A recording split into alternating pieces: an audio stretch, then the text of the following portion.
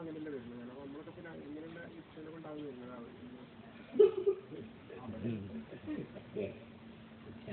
ഭഗവാൻ സംശീകരിച്ചു വരികയാണ്. വ്യക്തമായ സങ്കല്പത്തോടു കൂടി നമ്മളുടെ ഇച്ഛ എന്ന് പറഞ്ഞത് നമുക്ക് ഇച്ഛയോടുകൂടി അടുത്തെല്ലാം സ്വീകരിക്കാം. ഒന്നും പ്രശ്നമില്ല. ഇതൊരു തലം കടന്നതാണ്. മരണസമയത്ത് ജീവിച്ചിരിക്കുന്നു ദൃഢമായ സങ്കല്പം ഉണ്ടാകും. അതിനനുസരിച്ച് നമ്മുടെ ശരീരം നമ്മൾ സ്വീകരിക്കും. ഭഗവാൻ മരണസമയത്ത് ഇച്ഛ അല്ല. ഒരു നമ്മൾ നേരത്തെ പറഞ്ഞിട്ടുണ്ട്, ബ്രഹ്മം നിരാകാരം വിശുദ്ധമാണ്. വിശുദ്ധമായ ബ്രഹ്മത്തിൽ വന്നിട്ടുള്ള ഇച്ഛയാണ് ഈ ജഗത് സൃഷ്ടിക്ക് കാരണം എന്ന് ശാസ്ത്രം പറയും. അത് ഇത് ഇച്ഛയാണെന്ന് നമ്മൾ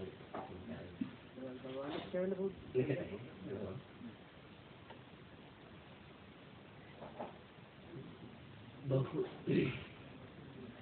ബഹു ബഹു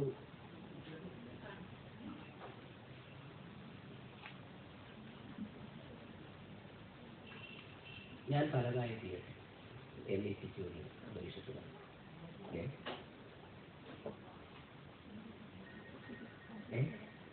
കേട്ടല്ലോ, ഞാൻ പലതായി തീരട്ടെ എന്ന് എത്തിച്ചതോടുകൂടിയാണ് ജഗത് സൃഷ്ടി എന്ന്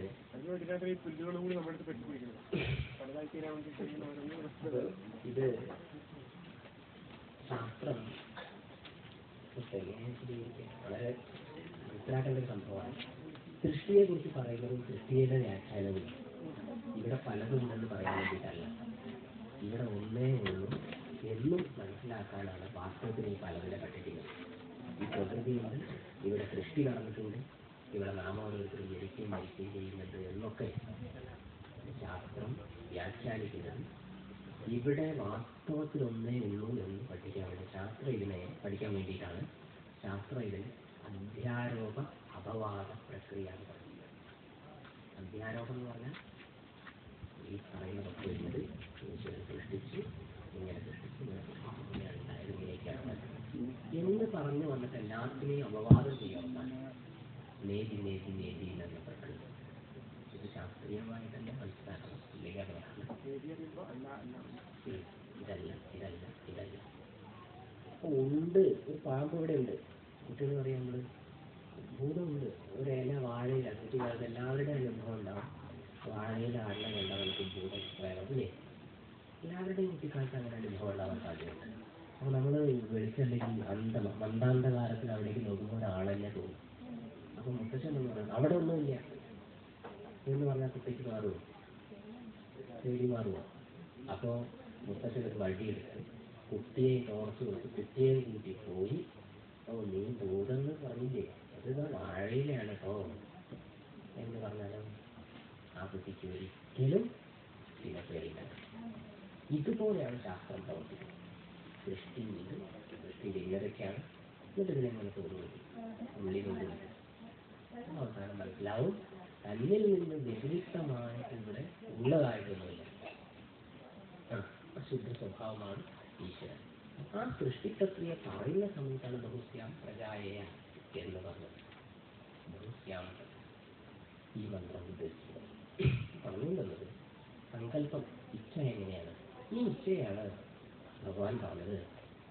ഓരോ തവണയും ഞാൻ വരുന്നത് പ്രകൃതിയെ കൂട്ടിപ്പിടിച്ചിട്ടാണ്. പ്രകൃതിയെ അവഷ്ടഭ്യത മുറുകിയിട്ട് പിടിക്കുകയാണ്. അല്ലാണ്ട് നമ്മളെങ്ങനെയാണ്?